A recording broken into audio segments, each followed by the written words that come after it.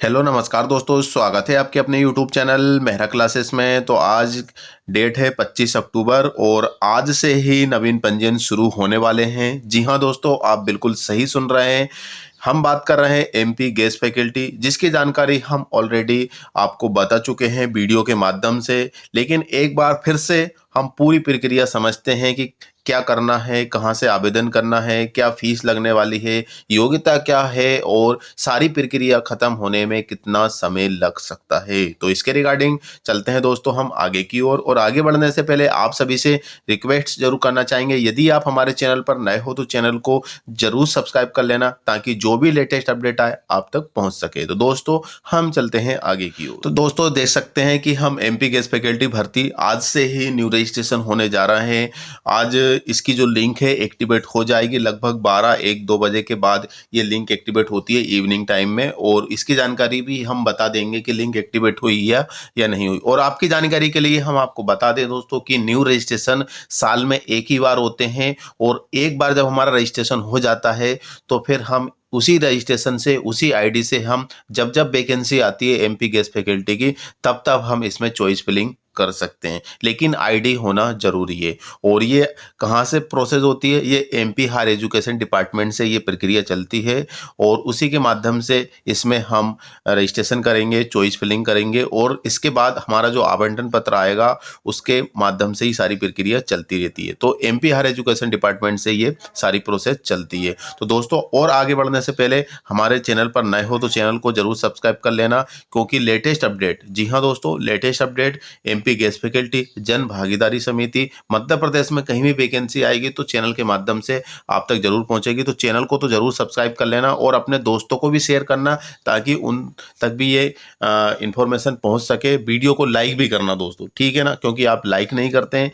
तो दोस्तों अब स्टार्ट करते हैं। तो सबसे पहले हम बात करते हैं दोस्तों, वो है आपकी एलिजिबिलिटी। ऑलरेडी हम इसके बारे में बता चुके हैं, आप भी जानते हैं, लेकिन फिर भी हम थोड़ा थोड़ा बता देते हैं ताकि सारी प्रक्रिया आज एक बार फिर से समझ लेते हैं, ठीक है। तो आपका पीजी कंप्लीट होना चाहिए।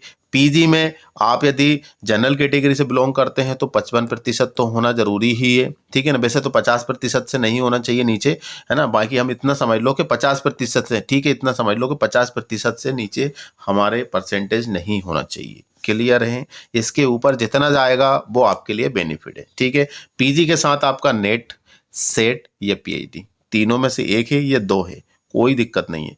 तीनों में से एक आपके पास होना जरूरी है।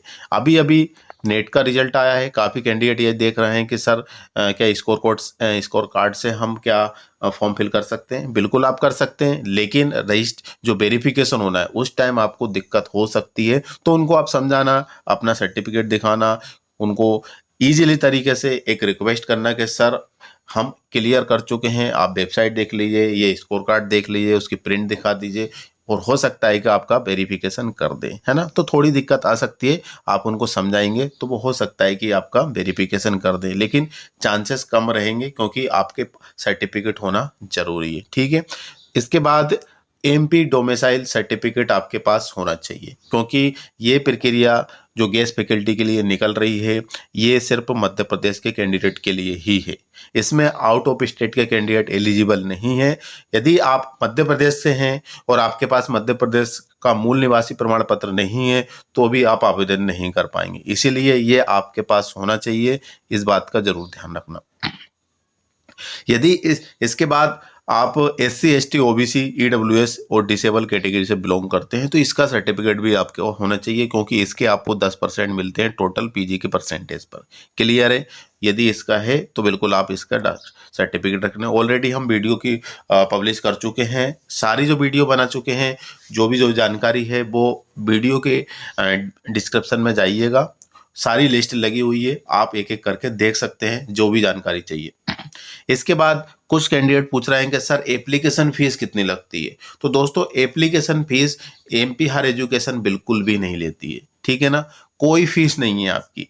बस ये है कि यदि आप एमपी ऑनलाइन जाएंगे, कोई कंप्यूटर कैफे जाएंगे, तो आपसे हो सकता है कि 50-100 रुपये फॉर्म भरने के लिए ले, ठीक है ना, क्योंकि वो बैठा हुआ है, कुछ पैसे तो उसको चाहिए ही चाहिए, है ना, क्योंकि उसको तो कोई नहीं दे रहा है। लेकिन एमपी हायर एजुकेशन कोई पैसा नहीं ले रही है आपसे, जिससे आप फॉर्म भरवाएंगे तो हो सकता है कि आपसे 70, 50, 100, 150 रुपये इतने ले लेंगे। इसके बाद इससे ज़्यादा कोई चार्जेस नहीं है। और मेरा सजेस्ट ये है दोस्तों कि आप एमपी ऑनलाइन के माध्यम से ही फॉर्म भरो, वहाँ पर आप जाइए, क्योंकि उनको सारे आइडियाज रहते हैं, क्योंकि आप कहीं गलती कर देंगे अपलोड करने में तो ये देखना। और जब फॉर्म फिल होता है तो आप फॉर्म फिल को भी देखते रहिए, कहीं स्पेलिंग मिस्टेक ना हो, क्योंकि वेरिफिकेशन में आपको फिर दिक्कत आ सकती है। तो एमपी ऑनलाइन जाना है और वहाँ पे जो भी जितनी फीस ले रहे हैं वो आप उनको दीजिएगा और उनके माध्यम से ये स्टार्ट कीजिए। ठीक है, इतना तो आप समझ चुके हैं। चलिए, अब आपका जब फॉर्म फिल हो जाएगा तो वेरिफिकेशन कराना है। वेरिफिकेशन की जो डेट है दोस्तों,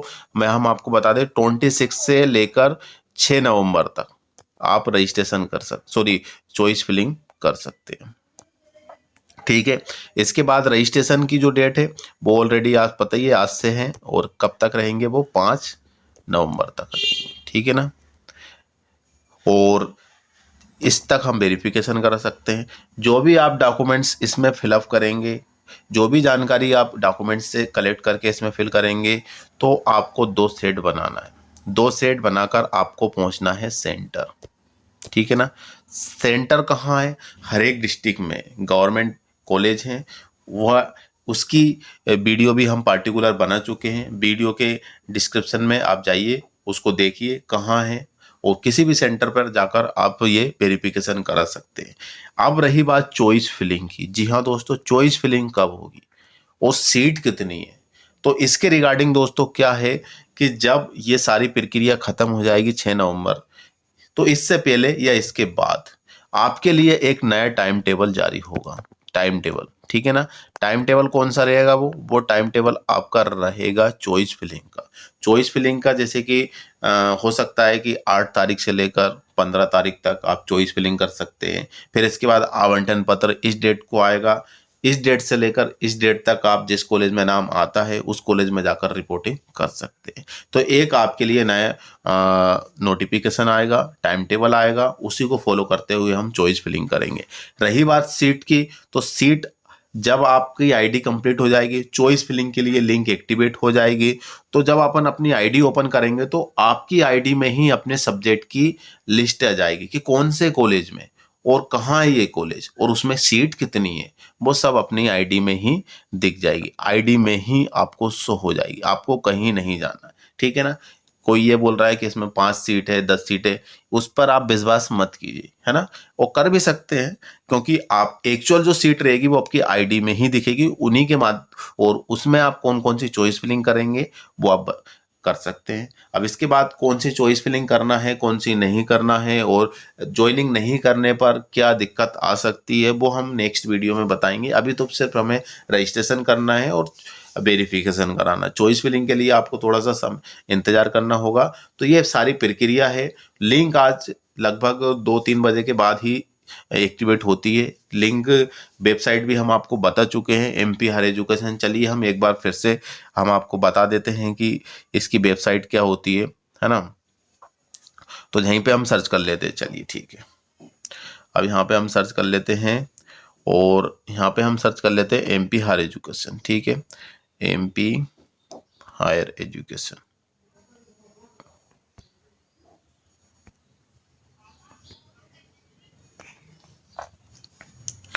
इसके बाद यहाँ से हम देखेंगे इस लिंक पर करेंगे, फर्स्ट लिंक पर हम क्लिक करेंगे।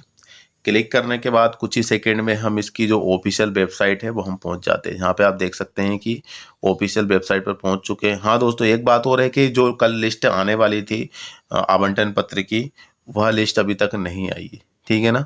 तो काफ़ी कैंडिडेट इसमें पूछ रहे हैं कि सर लिस्ट आई है नहीं आई है, तो लिस्ट नहीं आई है, क्योंकि एक ही दिन बाद इनके लिस्ट देना पॉसिबल नहीं है। अभी तक तो एक दिन बाद नहीं दे पाए, रेयर केस में कभी कर देते हैं, बाकी ज़्यादातर तो 1-2 दिन के बाद ही आती है। अब यहाँ पे आप देखेंगे दोस्तों कि ये है आपका ये अतिथि विद्वान हेतु लॉगिन। इसी लिंक पर हम क्लिक कर लेते हैं। चलिए, यहाँ पे अभी पेज नॉट अवेलेबल बता रहा है क्योंकि कुछ सर्वर इशू होगा। तो वहीं पे जब इस पेज को करेंगे तो आपके सामने बहुत सारी लिंक एक्टिवेट हो जाएगी और वहीं पे नवीन पंजीयन करने के लिए एक लिंक दिखेगी, है ना, तो वहाँ से आप देख सकते हैं। और इसके बाद इसी में हम चॉइस फिलिंग रजिस्ट्रेशन कर लेना है। रजिस्ट्रेशन आपको MP ऑनलाइन कंप्यूटर कैफे में जाके करा लेना ताकि आपको दिक्कत नहीं आए। तो उम्मीद करते हैं दोस्तों कि आप अच्छी तरीके से समझ गए होंगे कि सारी प्रक्रिया क्या है। और इसके बाद जो भी डाउट हो आपको तो बिल्कुल कमेंट सेक्शन में आप कमेंट कर सकते हैं। जो भी करना अच्छे तरीके से देख कर करना है, क्योंकि आप एक नेट सेट होल्डर हैं, PhD है आपके पास, अच्छी खासी क्वालिफिकेशन है, गलती नहीं होना चाहिए। एक बार गलती हो जाती है तो फिर हमें वो रजिस्ट्रेशन कैंसिल कराना होगा, है ना। एक बार मोबाइल नंबर रजिस्टर्ड हो जाता है तो बार बार शो करता है, इसलिए बहुत सारी समस्या रहती है। और एक बात और ध्यान रखना, उसमें जो पासवर्ड मिलेगा आपको, है ना, पासवर्ड मिलता है तो पासवर्ड को भी आपको अच्छी तरीके से संभाल के रखना है भैया, ठीक है ना। इसको 2 जगह 3 जगह अपने मोबाइल में, अपनी डॉक्यूमेंट्स में लिख कर रखना, है ना। क्या होता है कि इसको रीसेट कर सकते हैं, फॉरगेट भी कर सकते हैं, लेकिन कभी कभी क्या होता है दोस्तों कि हमको इसका रिस्पॉन्स नहीं मिल पाता, टाइम टेबल से हमें फिर पासवर्ड रिकवर नहीं कर पाते। इसीलिए आप इसको अच्छी तरीके से लिख कर रखना, नहीं तो बाद में दिक्कत आपकी पासवर्ड और एक आपका यूजर ID, ठीक है ना। ये दोनों चीज़ आपको अच्छी तरीके से संभाल के रखना है। क्लियर है दोस्तों, तो आज के लिए बस इतना ही है। और जो भी डाउट हो कमेंट सेक्शन में आप कमेंट कर सकते हैं। और चैनल पर नए हो तो हम बार बार यही कह रहे हैं कि ये सिर्फ आपके लिए ये दोस्तों, क्योंकि हम वीडियो आपके लिए लेकर आते रहते हैं इन्फॉर्मेशन के लिए, तो ये सिर्फ आपके लिए है कि सब्सक्राइब आप यदि करोगे तो आपको इन्फॉर्मेशन मिलती रहेगी। यदि कहीं बाई चांस वीडियो दब जाती है, हाइड हो जाती है, ऊपर नीचे हो जाती है, तो आप तक इन्फॉर्मेशन भी नहीं पहुंचती है। वैसे तो पहुंचाने की पूरी कोशिश करते हैं, क्योंकि कम्युनिटी में हम वीडियो फिर से अपलोड करते रहते हैं, ठीक है ना। और हम ये चाहते हैं कि यदि आपके पास नेट सेट है, PhD है, तो आपकी कहीं ना कहीं जॉब होना चाहिए आपके हाथों में, चाहे वो जन भागीदारी समिति हो, गेस्ट फैकल्टी हो, बाकी परमानेंट जो आती है वो भी हम बताते ही रहते हैं, है ना। और इसके बाद यूनिवर्सिटी के लेवल पर भी आती है तो उसके रिगार्डिंग भी हम बनाते ही रहते हैं वीडियो। तो चैनल को जरूर सब्सक्राइब कर लेना दोस्तों, बस इतना ही है। एक बार ये प्रक्रिया थी, ये पूरी हम समझा चुके हैं। जैसे ही लिंक एक्टिवेट होती है उसके रिगार्डिंग भी आप तक एक नोटिफिकेशन पहुंच जाएगा। आपको चिंता नहीं करना है, सारी प्रोसेस A to Z हम आपको बताएंगे, ठीक है, और ऑलरेडी बता चुके हैं। तो आज के लिए बस इतना ही है दोस्तों, फिर से मिलते हैं नई वीडियो और नए टॉपिक के साथ। जब तक के लिए जय हिंद, जय भारत।